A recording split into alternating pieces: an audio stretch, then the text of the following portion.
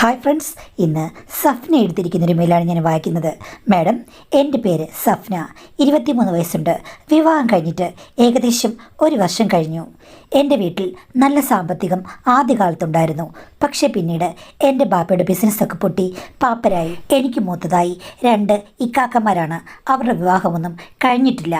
വീട്ടിലെ സാമ്പത്തിക സ്ഥിതിയൊന്നും ആർക്കും അറിയില്ല. കണ്ടു കഴിഞ്ഞാൽ അങ്ങനെ തോന്നില്ല. എല്ലാം അഡ്ജസ്റ്റ് ചെയ്ത് ജീവിക്കുകയായിരുന്നു. ഞങ്ങളുടെ കുടുംബ പേരും പണ്ടത്തെ ധനസ്ഥിതിയും ഓർത്ത് പല വലിയ വലിയ ആലോചനകളും വന്നു. അവസാനം ഒന്നും കൊടുക്കാനില്ലാത്തതിൻ്റെ പേരിൽ എല്ലാവരും പിന്മാറിപ്പോയി. അങ്ങനെ ഇരിക്കുമ്പോഴാണ് എൻ്റെ ഇക്ക എന്നെ പെണ്ണ് കാണാൻ വന്നത്. അദ്ദേഹം സൂപ്പർ സുന്ദരനും മൃദുവായ സ്വഭാവക്കാരനും ആയതുകൊണ്ട് എനിക്ക് പുള്ളി ഒത്തിരി ഇഷ്ടമായി. ഈ കല്യാണമെങ്കിലും നടക്കണേ എന്നുള്ള ഒരു പ്രാർത്ഥന എൻ്റെ മനസ്സിലുണ്ടായിരുന്നു. പക്ഷേ എൻ്റെ വീട്ടുകാർ അവിടെ പോയി അന്വേഷിച്ച് കഴിഞ്ഞപ്പോഴേക്കും ആ കുടുംബത്തെ പറ്റി നല്ല അഭിപ്രായമൊന്നുമില്ല. ഞങ്ങളുടെ തന്നെ ഒരു ബന്ധു അടുത്ത് താമസിക്കുന്നുണ്ട്. അവിടുത്തെ ആൾ പറഞ്ഞു, ആ വീട് അത്ര നല്ലതാണെന്ന് തോന്നുന്നില്ല. കാര്യം അവിടെ എൻ്റെ അമ്മായിപ്പൻ്റെ അനിയൻ 36 വയസ്സായ ഒരാളാണ്. പുള്ളി കല്യാണം കഴിക്കാതെയാണ് അവരുടെ കൂട്ടത്തിൽ ജീവിക്കുന്നത്. അയാൾക്ക് എന്തോ മാനസികമായ കുഴപ്പമൊക്കെ ഉണ്ട്. കാണാനൊക്കെ കൊള്ളാമെങ്കിലും ഇതുവരെ കല്യാണം കഴിക്കാത്തത് അതുകൊണ്ടാണ്. മാനസികമായ പ്രശ്നമുള്ള വീടാണെന്നൊക്കെ പറഞ്ഞു.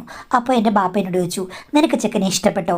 നിനക്ക് ചെക്കൻ്റെ ബാപ്പയുടെ അനിയൻ ഇങ്ങനെ പ്രശ്നമാണെന്ന് വെച്ചിട്ട് എന്തെങ്കിലും കുഴപ്പമുണ്ടെന്ന് ചോദിച്ചു. ഞാൻ പറഞ്ഞു, എനിക്കൊരു കുഴപ്പമില്ലെന്ന്. ഈ കല്യാണം കൂടെ നടന്നില്ലെങ്കിൽ എൻ്റെ ജീവിതം കുളമാകുമെന്ന് എനിക്ക് തോന്നി. ഇത്രയും സൗന്ദര്യമുള്ള ഒരാളെ എനിക്കിനി കിട്ടില്ല. അങ്ങനെ എൻ്റെ കൂടി സമ്മതത്തോടുകൂടിയാണ് ഈ വിവാഹം നടന്നത്. പെട്ടെന്ന് നടന്നു. അവർ തന്നെ ഞങ്ങൾക്ക് വേണ്ട സഹായങ്ങളെല്ലാം ചെയ്യുകയും ചെയ്തു. അങ്ങനെയാണ് ഞാൻ ഈ വീട്ടിൽ വന്നത്.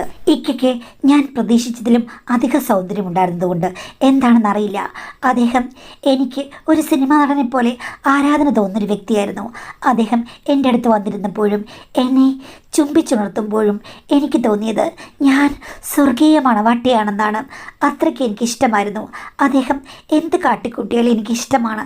അദ്ദേഹത്തെ അളക്കാൻ എനിക്ക് പറ്റില്ല. ഞാൻ എൻ്റെ ഭർത്താവിൻ്റെ ഒരു ആരാധികയാണ്. എൻ്റെ ദാമ്പത്യ ജീവിതത്തിൽ ഞാൻ സംതൃപ്തയുമാണ്. പക്ഷേ ആ വീട്ടിൽ എന്തെങ്കിലും പ്രശ്നങ്ങളുണ്ടോ എന്ന് എനിക്കൊരു സംശയമുണ്ടായിരുന്നു. അവിടെ ചെന്ന് കഴിഞ്ഞപ്പോഴേക്കും എല്ലാവരെയും ഞാൻ സൂക്ഷ്മമായി നിരീക്ഷിക്കാൻ തുടങ്ങി. ഭർത്താവിന് 2 അനിയത്തിമാരാണുള്ളത്. അവരുടെ 2 പേരുടെയും കല്യാണം കഴിഞ്ഞു. അവർ 2 പേരും ചുറ്റുവട്ടത്തൊക്കെയാണ് താമസിക്കുന്നത്. എപ്പോഴൊന്നും അവർ വരില്ല. ആഴ്ചയിൽ ഒരിക്കലോ മറ്റോ വരും. നല്ല സ്നേഹമുള്ള ആൾക്കാരാണ്. പിന്നെ അവിടെ ഉള്ളത് എൻ്റെ അമ്മായിയമ്മ, അമ്മായിയപ്പൻ, പിന്നെ അമ്മായിയപ്പൻ്റെ അനിയൻ. അനിയൻ എന്ന് പറയുമ്പോഴേക്കും എൻ്റെ അമ്മായിയപ്പനുമായിട്ട് ഒത്തിരി പ്രായവ്യത്യാസമുണ്ട്. പറഞ്ഞതുപോലെ 36 വയസ്സുള്ള അതീവ സുന്ദരൻ. എടുത്തു പറയേണ്ടത് ആ വീട്ടിലെ ആൾക്കാർക്കെല്ലാം ഭയങ്കര സൗന്ദര്യമാണ്. ആരെ കണ്ടാലും ആരും മോഹിച്ചു പോകും. എൻ്റെ ഭർത്താവിൻ്റെ 2 സഹോദരിമാരെയും കണ്ടു കഴിഞ്ഞ് കഴിഞ്ഞാൽ ശരിക്കും ഹൂറികളാണ്. അമ്മായിയപ്പൻ സൂപ്പർ സുന്ദരൻ, പ്രായമായെങ്കിലും അദ്ദേഹത്തിന് നല്ല കെത്തുണ്ട്. പിന്നെ അമ്മായിപ്പൻ്റെ അനിയൻ വട്ടാണെന്നൊക്കെ ആൾക്കാർ പറയെങ്കിലും അദ്ദേഹത്തെ കണ്ടു കഴിഞ്ഞ് കഴിഞ്ഞാലും എൻ്റെ ദൈവമേ എന്തൊരു സൗന്ദര്യമാണ്. എൻ്റെ ഇക്കേക്കാൾ സൗന്ദര്യം അദ്ദേഹത്തിനുണ്ടെന്ന് ചില സമയത്ത് തോന്നും. പക്ഷേ ഞാൻ അവിടെ ചെന്ന് കുറേ നാൾ കഴിഞ്ഞിട്ടും എനിക്ക് ഈ ഇളയപ്പായ്ക്ക് പ്രശ്നമുണ്ടെന്നൊന്നും തോന്നില്ല മാഡം. പുള്ളി നോർമലായിട്ട് തന്നെ പെരുമാറുന്നു. അവർക്ക് ബിസിനസ്സാണ്, ചില കടകളും മറ്റുമുണ്ട്. രാവിലെ ആകുമ്പോഴേക്കും എൻ്റെ ഭർത്താവിൻ്റെ ബാപ്പയും പിന്നെ ഇളയപ്പ എല്ലാം കൂടെ പോകും. വൈകിട്ട് തിരിച്ചു വരികയും ചെയ്യും. 2 പേർക്കും വില കൂടിയ കാറും പത്രാസും ഒക്കെ ഉണ്ട്. അവിടെ ഏതെങ്കിലും രീതിയിലുള്ള പ്രശ്നങ്ങളുണ്ടായിട്ട് എനിക്ക് തോന്നിയില്ല. അധികം സംസാരിക്കാറില്ലെന്നേ ഉള്ളൂ. നല്ല സ്നേഹമാണ്. ഒരു പ്രശ്നവും എനിക്ക് ആ വീട്ടിലില്ലായിരുന്നു. പക്ഷേ അവരോട് ചോദിക്കാൻ പറ്റുമോ ഇങ്ങർക്കെന്തെങ്കിലും മാനസിക രോഗമുണ്ടോ, അങ്ങനെ കല്യാണത്തിന് മുമ്പേ ആൾക്കാർ പറഞ്ഞെന്ന്. അതുകൊണ്ട് ഞാൻ ജസ്റ്റ് നിരീക്ഷിച്ചു, അത്ര മാത്രമേ ഉള്ളൂ.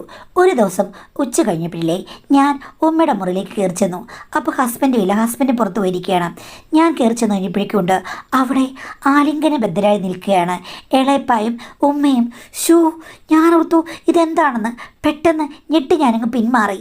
ഞാൻ എൻ്റെ മുറിയിലേക്ക് അങ്ങ് പോയി. അരുതാത്തത് ഞാൻ കണ്ടു. ദൈവമേ, സ്വന്തം ഭർത്താവിൻ്റെ അനിയനെ കെട്ടിപ്പിടിക്കാൻ എൻ്റെ അമ്മായിമ്മയ്ക്ക് എങ്ങനെ തോന്നി? എന്താണ് ഇവിടെ നടക്കുന്നത് എന്നോർത്ത് ഞാൻ ഞെട്ടിത്തെറിച്ചിരുന്നു പോയി. ഫോൺ എടുത്ത് വീട്ടിൽ വിളിച്ച് പറയണോ എന്ന് ഞാൻ ആലോചിച്ചു. ഒരു 5 മിനിറ്റ് കഴിഞ്ഞപ്പോഴേക്കും അമ്മായിമ്മ വന്ന് എന്നെ വിളിച്ചു. എന്താ ഉമ്മ എന്ന് ചോദിച്ചു കഴിഞ്ഞപ്പോഴേക്കും, മോളെ എടി, നിന്നോട് എനിക്ക് ചില കാര്യങ്ങൾ പറയാനുണ്ടെന്ന്. ഞാൻ ചോദിച്ചു, എന്താ ഉമ്മ എന്ന്. അല്ല, നീ ഇവിടെ കണ്ടത്, നീ ആരോടും പറയരുത് എന്ന് പറഞ്ഞു. ഞാൻ പറഞ്ഞു, കണ്ടത് ആരോടും പറയണോ വേണ്ടോ എന്നുള്ളത് ചിലപ്പോൾ എൻ്റെ മനസ്സിൻ്റെ രീതി അനുസരിച്ചിരിക്കും. ചില സമയത്ത് ഞാൻ എൻ്റെ ഉമ്മായോട് എല്ലാം അങ്ങ് പറഞ്ഞു പോകും, ഞങ്ങൾ ഫ്രണ്ട്സിനെ പോലെയാണെന്ന്. അപ്പോൾ അമ്മായിമ്മ എന്നെ വിളിച്ചു കൊണ്ടുവന്ന് കട്ടിലിരുത്തിയിട്ട് എൻ്റെ തലയിലൊക്കെ തലോടി തോളിലൊക്കെ തട്ടിയിട്ട് പറഞ്ഞു, മോളെ നീ നിൻ്റെ ഭർത്താവിനോട് പറഞ്ഞാലും പുറത്തെങ്ങും പോയി പറയല്ലേ എന്ന് പറഞ്ഞു. ഞാൻ ചോദിച്ചു, അപ്പോൾ എൻ്റെ ഇക്കയ്ക്ക് അറിയാമോന്ന്. അപ്പോൾ ഉമ്മ തല താഴ്ത്തിട്ട് പറഞ്ഞു, അവനെല്ലാം അറിയാം. നിനക്ക് ഒരു കാര്യം അറിയാമോ? ചേട്ടനും അനിയനും രണ്ടുപേരും അങ്ങോട്ടും ഇങ്ങോട്ടും പരസ്പരം പൊരുത്തപ്പെട്ടാണ് എന്നെ സ്വീകരിച്ചത്. ഞാൻ കല്യാണം കഴിഞ്ഞിവിടെ വരുമ്പോഴില്ലേ ഇവൻ കൊച്ചു പയ്യനല്ലേ, പക്ഷേ പിന്നീട് വളർന്നു വന്നു കഴിഞ്ഞപ്പോഴേക്കും ഞാനല്ല അവനാണ് മുൻകൈ എടുത്ത് വന്നത്.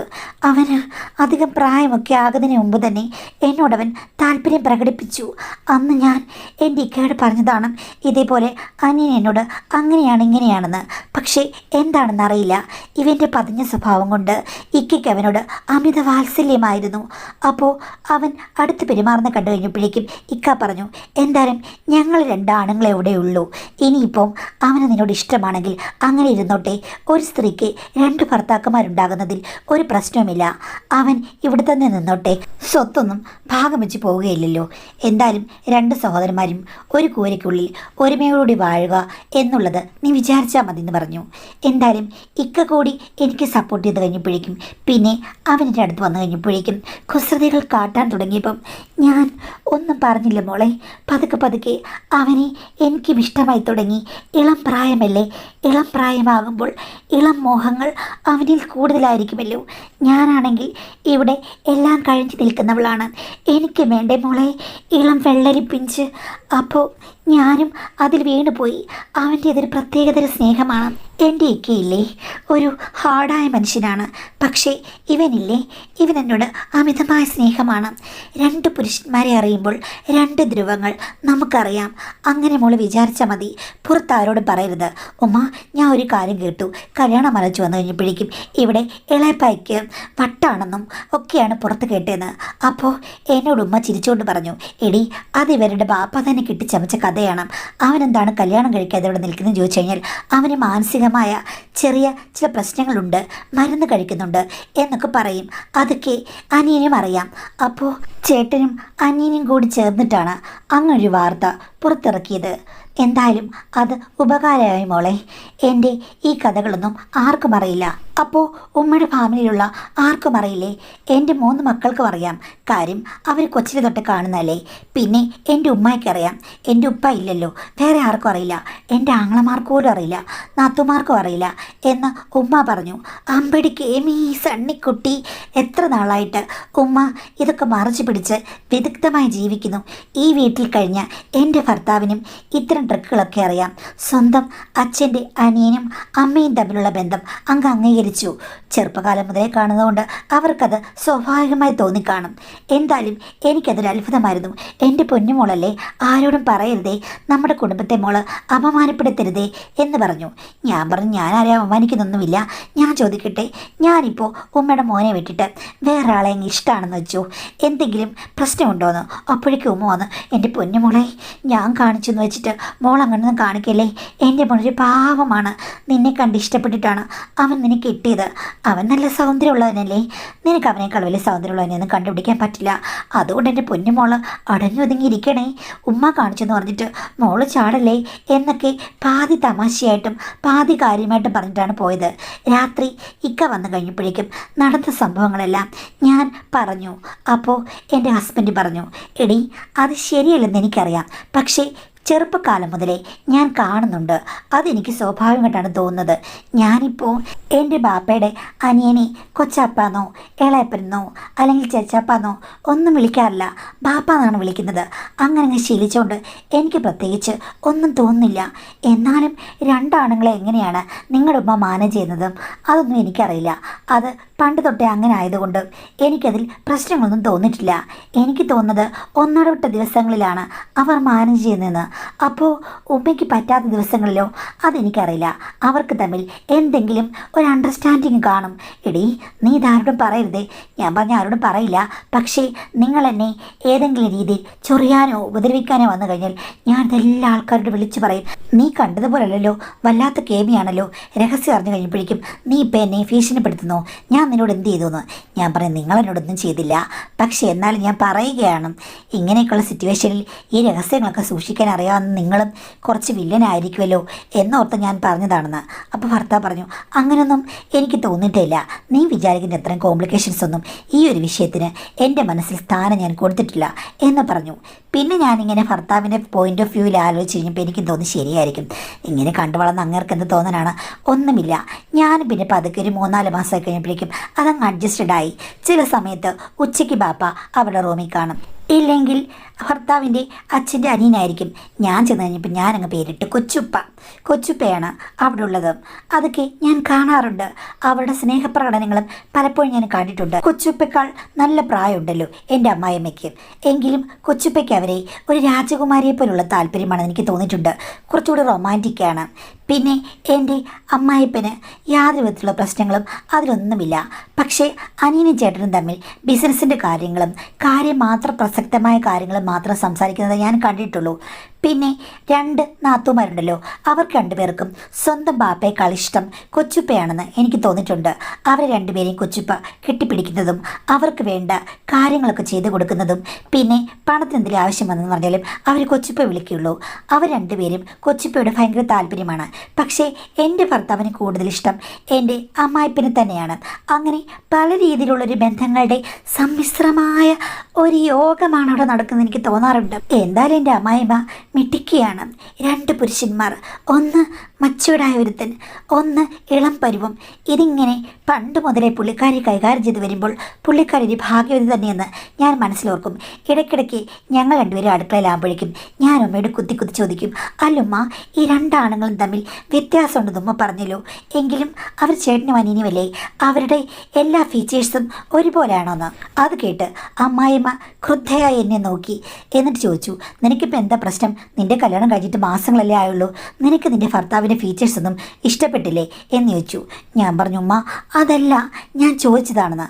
അപ്പോൾ ഉമ്മ എന്നോട് പറഞ്ഞു, നിനക്ക് ഒരു സംഗതി ഞാൻ പറഞ്ഞുതരാം.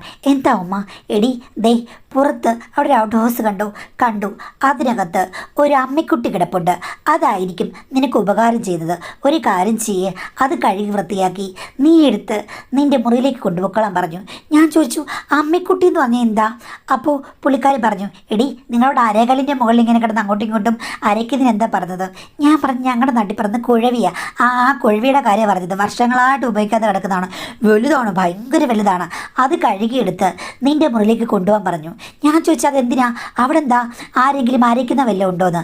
അപ്പം പറഞ്ഞു, അരയ്ക്കുന്നില്ലെങ്കിലും നിനക്ക് അതാണ് ആവശ്യമെന്ന് എനിക്കിപ്പോൾ തോന്നുന്നു എന്ന് പറഞ്ഞു. അത് കേട്ടപ്പോഴാണ് പുള്ളിക്കാരി എന്നെ കളിയാക്കുകയാണെന്ന് എനിക്ക് മനസ്സിലായത്. അപ്പോൾ ഞാൻ പറഞ്ഞു, എന്തായാലും അതിൻ്റെ ആവശ്യം എനിക്കില്ല. എൻ്റെ ഭർത്താവ് എന്നോട് നല്ല സ്നേഹത്തിൽ തന്നെയാണ് നിൽക്കുന്നത്. എനിക്ക് വലിയ ഇഷ്ടമാണ്. പിന്നെ നീ എന്തിനാടി നിൻ്റെ അമ്മായിമ്മയ്ക്ക് 2 ഭർത്താക്കന്മാരുണ്ടെന്ന് അറിഞ്ഞിട്ട് പോലും നീ ഫീച്ചേഴ്സ് ഒന്നാണോ എന്നൊക്കെ ചോദിച്ചിങ്ങനെ വരുന്നത്? അത് നല്ല ശീലമാണെന്ന് എനിക്ക് തോന്നുന്നുണ്ടോയെന്ന്. ഞാനിപ്പോൾ പറഞ്ഞു, ഉമ്മ വെറുതെ കിടന്നും ഭയങ്കരമായിട്ട് എന്നോട് ദേഷ്യപ്പെടേണ്ട. ഞാൻ ചോദിച്ചതിന് ഉത്തരം അങ്ങ് പറഞ്ഞാൽ പോരെ. എടി, 2 പേരും ഒരുപോലല്ല, 2 ടൈപ്പാണെന്ന്. അത് ഞാൻ പണ്ടേ പറഞ്ഞതല്ലേ. അതുമ്മ എന്താ പറഞ്ഞത്? ഒരാൾ ഹാർഡാണ്, ഒരാൾ സോഫ്റ്റാണ്. ഞാനതാണ് ചോദിച്ചത്. എടി, നീ ചോദിച്ചതാണെന്ന് എനിക്ക് വ്യക്തമായിട്ട് മനസ്സിലായി. പക്ഷേ നീ ഇത്ര ഇളകരുത്, നന്നല്ല. കാര്യം ഇവിടെ അവന് വേറെ അനിയനോ ചേട്ടനോ ഒന്നുമില്ല. നിനക്ക് 2 ആണുങ്ങളെ സ്വീകരിക്കാൻ ഇവിടെ ആകെ എൻ്റെ മോൻ മാത്രമേ ഉള്ളൂ. നീ ഇപ്പം ഇങ്ങനെ എന്തെങ്കിലും കുണ്ടാമണ്ടകൾ കാണിച്ചു വെച്ച് കഴിഞ്ഞാൽ പിന്നെയും ഈ കുടുംബത്തിന് അപമാനമേ ഉള്ളൂ. ഞാൻ പറഞ്ഞു, എനിക്ക് 2 ആണുങ്ങളൊന്നും വേണ്ടിയിട്ടൊന്നുമല്ല. ഞാൻ പക്ഷേ അങ്ങ് ചോദിച്ചാണ്. എനിക്കൊരു ക്യൂരിയോസിറ്റി, ഇതെങ്ങനെയാണ് മാനേജ് ചെയ്തത്? എങ്ങനെയാണ് ചേട്ടനും അനിയനും അല്ലേ 2 പേരും ഒരുപോലെയാണോ എന്നറിയാൻ ഏതൊരു സ്ത്രീക്കും ഒരാകാംക്ഷ കാണില്ലേ? ആകാംക്ഷ കാണിച്ച് വേലി ചാടി എൻ്റെ മോനെ ഇട്ടിട്ട് പോകാതിരുന്നാൽ മതിയെന്ന് ഞാൻ പറഞ്ഞു. ഉമ്മയോട് ഞാൻ ഒരു ഫ്രണ്ടിനെ പോലെ ചോദിക്കുന്ന, അല്ലാതെ ഞാൻ എൻ്റെ കൈ ഇട്ടിട്ട് പോകത്തൊന്നുമില്ല എന്ന് പറഞ്ഞു കഴിഞ്ഞപ്പോഴേക്കും ഉമ്മ പറഞ്ഞു, അങ്ങനെയാണെങ്കിൽ ഞാൻ പറയാം. എൻ്റെ ഇക്ക ഇക്കയ്ക്കാണെന്നുണ്ടെങ്കിൽ ഭയങ്കര ഹാർഡാണെന്ന് ഞാൻ പറഞ്ഞല്ലോ. അതുപോലെ തന്നെ ടീച്ചേഴ്സിലും അദ്ദേഹം മികച്ചവനാണ്. അദ്ദേഹത്തെ വെല്ലാൻ ഈ മലയാള ദേശത്ത് ആരുമില്ല. അപ്പോൾ ഉമ്മയ്ക്ക് വേറെ ഒത്തിരി പേരെ അറിയാമോ? ഇടീ സാന്ദ്രം തന്നു വെച്ചിട്ട് നീൻ്റെ തലയിൽ കയറി നിരങ്ങരുത്. അല്ലുമ്മ, ഞാൻ അങ്ങറിയാതെ പറഞ്ഞു പോയതാ എന്ന് പറഞ്ഞ് അമ്മാമ്മയുടെ പുറത്ത് ഞാൻ തലോടിയിടി. സോപ്പൊന്നും ഇടണ്ട, നീ വലിയ വിളക്കക്കാരിയാണെന്ന് എനിക്ക് മനസ്സിലായി. സത്യം പറഞ്ഞു, വിവാഹത്തിന് മുമ്പ് നിനക്ക് വേറെ ബന്ധങ്ങളില്ലായിരുന്നു.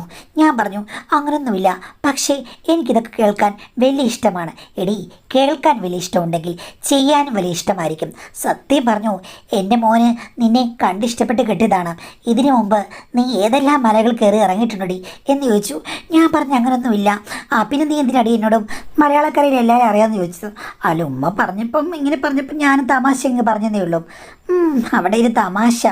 എടീ, നീയും ശരിയല്ല. ഞാൻ പറഞ്ഞു ഉമ്മയും ശരിയല്ല. ശരിയാ, നീ എൻ്റെ ടൈപ്പ് തന്നെയാണെന്ന് തോന്നുന്നു. നീ വേലി പൊട്ടിക്കും എന്ന് പറഞ്ഞു. ഞാൻ പറഞ്ഞു വേലിയും കയറൊന്നും ഞാൻ പൊട്ടിക്കില്ല, ഞാൻ അടങ്ങി നിൽക്കും. പക്ഷെ ഉമ്മ എന്നോട് കഥ പറ, എനിക്ക് കഥ കേൾക്കാൻ വലിയ ആകാംക്ഷയാണെന്ന്. എൻ്റെ പഠിച്ചോനെ, ഇവള് അമ്മക്കുട്ടിലൊന്നും ഒതുങ്ങും തോന്നില്ല. ഇവൾക്ക് വേറെ വല്ലതും വരേണ്ടി വരുമെന്ന് പറയുമ്മ എന്ന് പറഞ്ഞു കഴിഞ്ഞപ്പോഴേക്കും ഉമ്മ എന്നോട് പറഞ്ഞു, സീരിയസ് ആയിട്ടാണോ നീ ചോദിക്കുന്നത്? അതെ. എങ്കിൽ ഞാൻ പറയാം. ഞാൻ പറഞ്ഞല്ലോ, എൻ്റെ ഹസ്ബൻഡ് സ്നേഹമൊക്കെയാണ്. അദ്ദേഹം ഈ പറഞ്ഞ എല്ലാ ഫീച്ചേഴ്സുമുള്ള ആളാണ്. പക്ഷേ പ്രവർത്തനം ഒന്ന് മാത്രം. അരിയിടിക്കുന്ന മില്ലിൽ എന്താ നടക്കുക? അരിയിടിക്കുന്ന മില്ലിൽ അരി ഇടിക്കും, പൊടിപ്പിക്കും, അങ്ങനെയൊക്കെയുള്ള കാര്യമുള്ളൂ. ആ മില്ലിൽ എന്താണോ നടക്കുന്നത് അതുപോലെയുള്ളൂ. ഒരേ ഒരു പ്രോസസ്സ് മാത്രം, വേറെ ഒന്നുമില്ല മോളെ. പക്ഷേ അനിയൻ അങ്ങനെയല്ല. അവൻ എന്നോട് പ്രണയമാണ്. എൻ്റെ ഇക്കയ്ക്ക് എന്നോട് പ്രണയമൊന്നുമില്ല. ഭാര്യയാണെന്നുള്ള റെസ്പോൺസിബിലിറ്റി, സ്നേഹം മാത്രമേ ഉള്ളൂ. പക്ഷേ അവിടെ അനിയൻ വന്നു കഴിഞ്ഞപ്പോൾ ഉണ്ടായ വ്യത്യാസം എന്താണെന്ന് വെച്ച് കഴിഞ്ഞാൽ അവൻ എന്നെ പ്രണയലോലയാക്കി മാറ്റി. ഇതുവരെയും എൻ്റെ ഹസ്ബൻഡ് പല കാര്യങ്ങളും എനിക്ക് വേണ്ടി ഡെഡിക്കേറ്റ് ചെയ്യാറില്ല. ഇവൻ അങ്ങനെയല്ല. താമരക്കുളം കലക്കുന്നൊരു ആനയാണ് മോളെ. അതുമാത്രമല്ല, അവന് പല കേളി വിലാസങ്ങളും അറിയാം. സ്നേഹം കൊണ്ടുണ്ടാകുന്ന പ്രോസസ്സുകളും അല്ലാത്ത പ്രോസസ്സുകളും രണ്ടും രണ്ടാണ്. ചുരുക്കം പറഞ്ഞാൽ എൻ്റെ ഇക്ക ഒരേ ദിശയിലേക്ക് മാത്രം പ്രവർത്തിക്കുന്നൊരു യന്ത്രവും എൻ്റെ രണ്ടാം ഭർത്താവ്, അയാൾ എനിക്ക് പ്രണയകാലം പൂത്തെറിഞ്ഞു തരുന്ന ഒരു മന്മഥനുമാണ്. പിന്നെ ഞാൻ എൻ്റെ ഭർത്താവിനോട് തിരിച്ച് അധികമൊന്നും സ്നേഹം പ്രകടിപ്പിക്കാറില്ല. പക്ഷേ അനിയന് വേണ്ടി പല കാര്യങ്ങളും പലയിടത്തും പല ലെവലിലും ഞാൻ പ്രവർത്തിക്കാറുണ്ട്. അതുപോലെ തന്നെ എൻ്റെ ഇഷ്ടത്തിന് വേണ്ടി അവനും അഹോരാത്രം പ്രവർത്തിക്കാറുണ്ട് എന്ന് പറഞ്ഞു.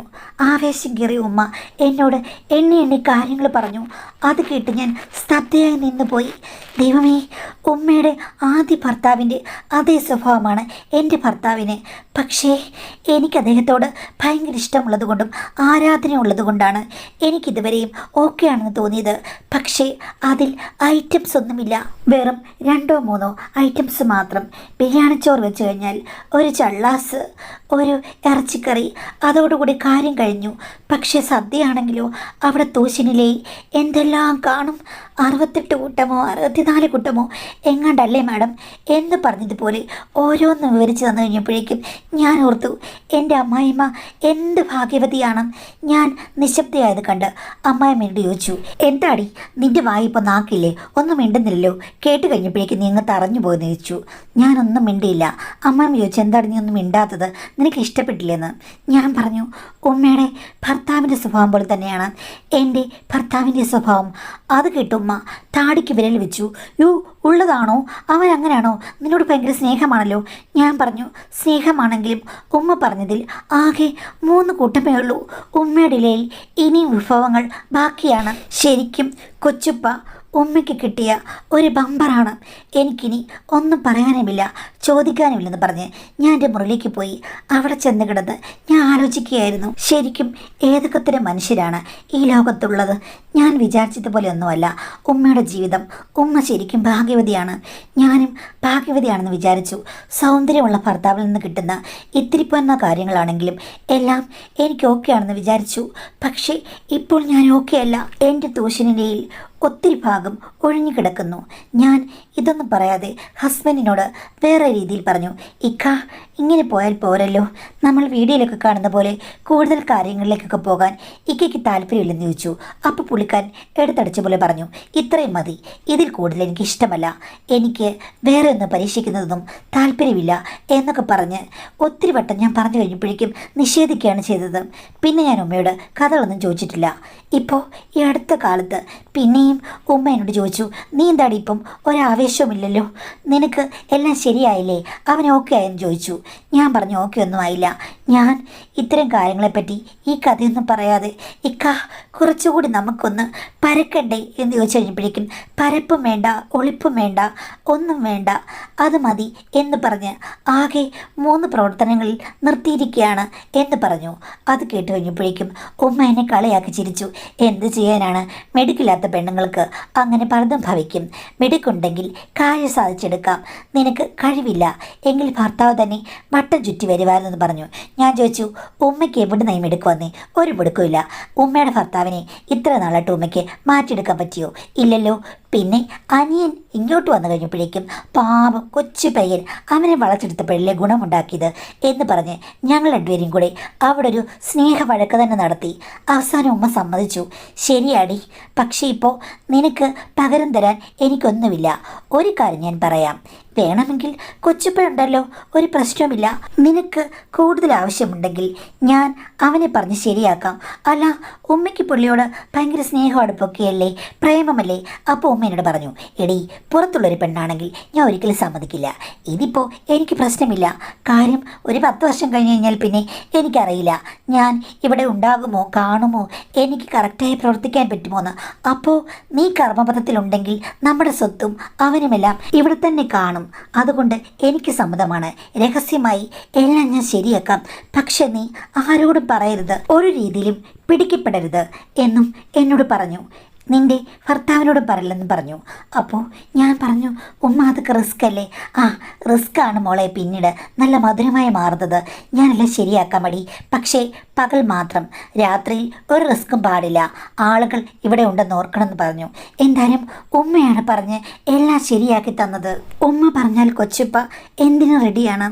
എനിക്ക് സത്യം പറഞ്ഞാൽ എൻ്റെ ജീവിതത്തിൽ ഒരു സദ്യ കഴിച്ചിട്ടുള്ളത് കൊച്ചുപ്പ തന്നതിൽ പിന്നെയാണ്. കാര്യം എല്ലാ വിഭവങ്ങളും അവിടെയുണ്ട്, എന്തിനും റെഡിയാണ്. പക്ഷേ അദ്ദേഹത്തോട് എല്ലാം ട്രെയിൻ ചെയ്ത് വിട്ടത് എൻ്റെ അമ്മായിയമ്മയാണ്. പിന്നെ അദ്ദേഹം പുറത്തിറങ്ങുമ്പോഴോ അല്ലെങ്കിൽ മറ്റ് സമയങ്ങളിൽ സംസാരിക്കുമ്പോൾ അവാർഡ് പടം പോലെയാണ്. പക്ഷേ തട്ടിൽ കയറിയാൽ അദ്ദേഹത്തെക്കാൾ മികച്ച കലാകാരൻ വേറെയില്ല. മാഡം, എല്ലാം രഹസ്യമായിട്ട് എൻ്റെ അമ്മായിമ്മയുടെ അനുഗ്രഹത്തോടു കൂടി നടന്നു പോവുകയാണ്. എൻ്റെ ഹസ്ബൻഡ് ഒന്നും അറിയില്ല. പക്ഷേ ഒരു കാര്യത്തിൽ എനിക്ക് ചില പ്രശ്നങ്ങളുണ്ട്. എന്താണെന്ന് വെച്ച് കഴിഞ്ഞാൽ മുന്നാമ്പുറവും പിന്നാമ്പുറവും എല്ലാം കലർന്ന ഒരു രംഗപ്രവേശനമാണ് അവിടെ ഉള്ളത്. അത് പിന്നീട് പ്രശ്നമാകുമോ? എന്തായാലും എൻ്റെ ഹസ്ബൻഡ് ഇതുവരെ അറിഞ്ഞിട്ട് ശ്രദ്ധിച്ചിട്ടോ ഒന്നുമില്ലെങ്കിലും അത് പ്രശ്നങ്ങൾ ഉണ്ടാക്കുമോ മാഡം? അതാണ് എനിക്ക് അറിയേണ്ടത്. വേറെ കാര്യമുണ്ട്, കൊച്ചുപ്പയ്ക്ക് ഒത്തിരി ഇഷ്ടമുള്ളത് കൊണ്ട് ഞാൻ മുടി മേലെ കെട്ടി തല നീട്ടി വണങ്ങാറുണ്ട്. എൻ്റെ ഒരു കൂട്ടുകാരി ഇതൊന്നും അറിഞ്ഞുകൊണ്ടല്ല, സ്വാഭാവികമായി സംസാരിച്ചപ്പോൾ പറഞ്ഞു, അങ്ങനെ മിക്കപ്പോഴുമായി കഴിഞ്ഞ് കഴിഞ്ഞാൽ പല്ലുകൾ പൊന്തി വരുമെന്ന് ഉള്ളതാണോ മാഡം എന്നാണ് ചോദ്യം. അപ്പോൾ ആദ്യ ചോദ്യം എന്ന് പറയുമ്പോഴേക്കും പിന്നാമ്പുറ പ്രവേശനങ്ങളെക്കുറിച്ചിട്ടുള്ളതാണ്. അപ്പോൾ ആരോഗ്യപരമായിട്ടുള്ള കാര്യങ്ങൾ നോക്കുമ്പോൾ അത്ര സേഫായൊരു സംഗതിയാണെന്ന് എനിക്കും അഭിപ്രായമില്ലാത്തത് കൊണ്ട് അതിനെ ഞാൻ അനുകൂലിക്കുന്നില്ല. പക്ഷേ പാർട്ട്നേഴ്സ് തമ്മിലുള്ള കംഫോർട്ട്സിൽ എന്ത് വേണമെങ്കിലും നടക്കാം. പക്ഷേ അതിനെന്തെങ്കിലും കോംപ്ലിക്കേഷൻസ് ഉണ്ടാകുകയാണെങ്കിൽ അപ്പോൾ അത് കൊണ്ടുപോയി ട്രീറ്റ് ചെയ്യുകയോ അല്ലെങ്കിൽ അതിന് വേണ്ട റെമഡികൾ നോക്കുകയോ ചെയ്യണം എന്നുള്ളതേ പറയാൻ പറ്റുള്ളൂ. അല്ലാതെ തുടങ്ങണോ നിർത്തണോ എന്ന് നമുക്ക് പറയാൻ പറ്റില്ല, ആരെ ആജ്ഞാപിക്കാൻ പറ്റില്ലല്ലോ. ഇനി രണ്ടാമത്തെ കാര്യം എന്ന് പറയുമ്പോഴേക്കും അങ്ങനെ പല്ല് പൊങ്ങുകയാണെന്നുണ്ടെങ്കിൽ ഇപ്പോൾ ഇവിടെയുള്ള പെണ്ണുങ്ങൾ 90% പേരുടെയും പല്ല് പൊങ്ങുമല്ലോ. അപ്പോൾ ഇപ്പോഴത്തെ കാലത്ത് എന്നൊക്കെ പറയുമ്പോഴേക്കും ഇതെല്ലാം അങ്ങോട്ടും ഇങ്ങോട്ടൊക്കെ എല്ലാം സാധാരണ മനോഭാവമാണ്. അപ്പോൾ അങ്ങനെയില്ല. പക്ഷേ എന്നാലും ടോട്ടലി കഥയിലെ സംഗതികളൊന്നും ഞാൻ അനുകൂലിക്കുന്നില്ല. ഇതൊക്കെ വൃത്തിയും മെനയുമായി കൊണ്ടുപോയി ഇതൊക്കെ രഹസ്യമായിട്ടിരുന്നാൽ നിങ്ങൾക്ക് കൊള്ളാം. അല്ലെന്നുണ്ടെങ്കിൽ ചിലപ്പോൾ ജീവിതത്തിൽ വേറെ കോംപ്ലിക്കേഷൻസ് ഉണ്ടായി ജീവിതം തന്നെ നഷ്ടപ്പെടാൻ സാധ്യതയുള്ളത് കൊണ്ട് ഞാൻ പറയുന്നത് റിസ്കുകൾ അധികമായി ജീവിതത്തിലേക്ക് കൊണ്ടുവരാതിരിക്കുക, എടുത്ത് ചാടാതിരിക്കുക. അതും ഇപ്പോൾ കല്യാണം കഴിഞ്ഞിട്ട് ഇത്രയും കുറച്ച് നാളിലേ ആയിട്ടുള്ളൂ.